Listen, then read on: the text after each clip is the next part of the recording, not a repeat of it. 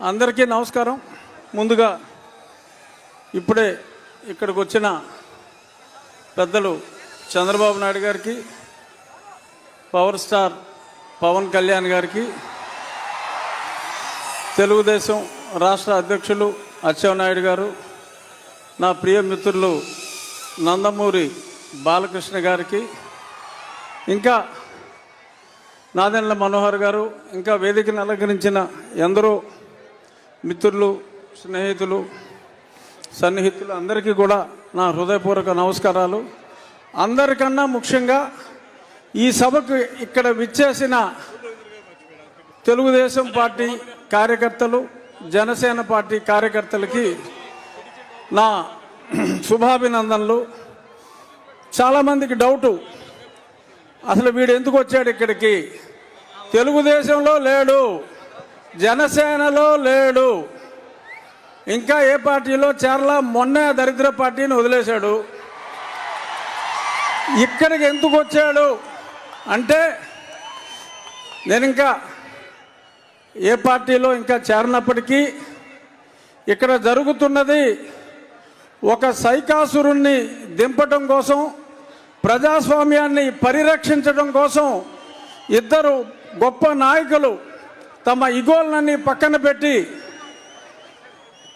ఒక స్టేజ్ మీదకి వచ్చి ఆ దుర్మార్గుణ్ణి అంతం చేయడానికి, ప్రజాస్వామ్యాన్ని రక్షించడానికి వచ్చారు. ఒక ప్రజాస్వామ్య రక్షకులు ఒక స్టేజ్ మీద ఉన్నప్పుడు వారికి అభినందనలు తెలియజేయడానికి, పైగా ఇది నా నియోజకవర్గం కాబట్టి అందుకని నేను ఇంకా ఏ పార్టీలో చేరకపోయినా ఇక్కడ ఉన్నా.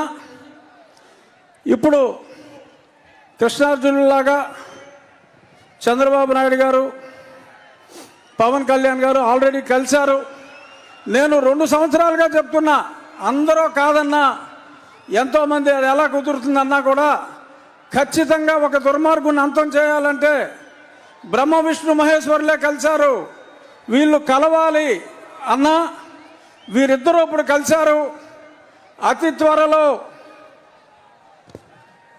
నా ఆకాంక్ష కృష్ణార్జునులై వీరిద్దరూ కురుక్షేత్రంలో ఈ 151 మంది, అంటే అభినవ కౌరవులు 151, వీళ్ళందరినీ తుదముట్టించే కార్యక్రమంలో ఆనాడు ఆ జెండా మీద, కాషాయ జెండా మీద కపిరాజు ఉంటే నేను ఊహించేది నరేంద్ర మోడీ గారిని, తప్పకుండా పవన్ కళ్యాణ్ గారు అహర్నిశలు మొన్నే చెప్పారు, తిట్టులు తిన్నా నేను వదిలేది లేదు అని. తప్పకుండా రాబోయే 4-5 రోజుల్లో ఒక గొప్ప అద్భుత సృష్టికి అంకురార్పణ జరిగి, ఇప్పుడు మనల్ని సర్వనాశనం భ్రష్టు పట్టించిన వ్యక్తి చరిత్ర పుటల్లో కలిసిపోయే సమయం వచ్చింది. నేను రోజు మిమ్మల్ని 1 గంట సేపు వాయించేస్తున్నా, రచ్చబండల పేరు చెప్పి. ఆ చెప్పినవన్నీ కాకుండా మనకి అమరావతిని సర్వనాశనం చేసిన ముఖ్యమంత్రి 3 క్యాపిటల్స్ అన్నాడు, ఏది అడ్రస్ లేదు. సరే, మొన్న ఫ్లోటింగ్ బ్రిడ్జ్ చేస్తే అది పోయింది. కుప్పానికి నీళ్ళు ఇచ్చాడంటే అది వినోదం సినిమాలో ఊటీటీ బ్యాంక్ లాగా అలా గేటు పెట్టి మళ్ళీ పట్టుపోయారు. అంతా మోసం, దగా. రాజధాని లేని ఈ రాష్ట్రానికి ఈ ముఖ్యమంత్రి తీసుకొచ్చిన ఒక ఘనత ఏంటంటే, ఆంధ్రప్రదేశ్ని ఒక క్యాపిటల్ చేశాడు. దేనికిరా అంటే డ్రగ్ క్యాపిటల్ ఆఫ్ ఇండియా చేశాడు. ఎక్కడ ట్రక్కు దొరికినా అది ఆంధ్రప్రదేశ్ నుంచే బయలుదేరుతుంది. డ్రగ్స్ దొరికితే మరి ఇక్కడ కాకినాడ పోర్టుకు వచ్చి ఎవరో ఆషికి ట్రేడింగ్ అని దానికి ట్రేసెస్ అన్నీ కూడా మనం చూసాం.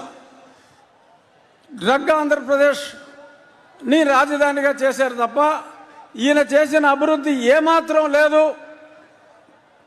మహిళలు తాలిబొట్లు తెగిపోతున్నాయి పటాపటా పటాపటా. ఆ చెత్త మందు తాగి 60 రూపాయల మందు 200 రూపాయలు ఇచ్చినట్టే ఇచ్చి మీ జేబులు గుల్ల చేస్తున్నాడు.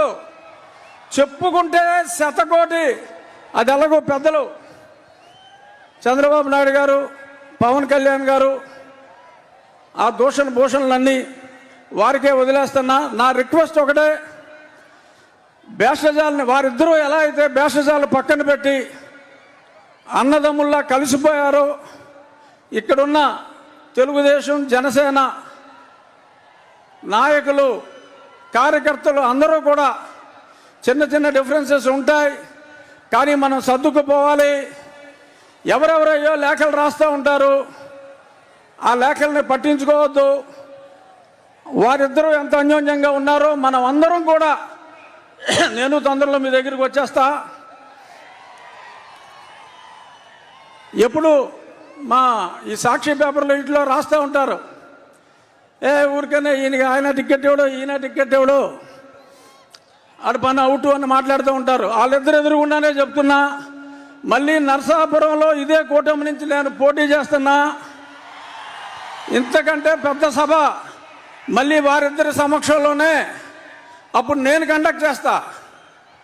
ఇప్పుడు నేను వెనకాల ఉన్నా, అప్పుడు నేను ముందుంటా, నేను కండక్ట్ చేస్తా. ఎందుకంటే ఇప్పుడు నేను ఏ పార్టీలో లేను కాబట్టి వెనకాల ఉన్నా. చాలామంది ముందున్నారు. ఇంకా పార్టీల్లో చేరబోయినప్పటికీ మరి కొంత చొరవ తీసుకుని జై తెలుగుదేశం, జై జనసేన, జై బీజేపీ. Thank you. ఇప్పుడు పార్లమెంటు మాజీ సభ్యులు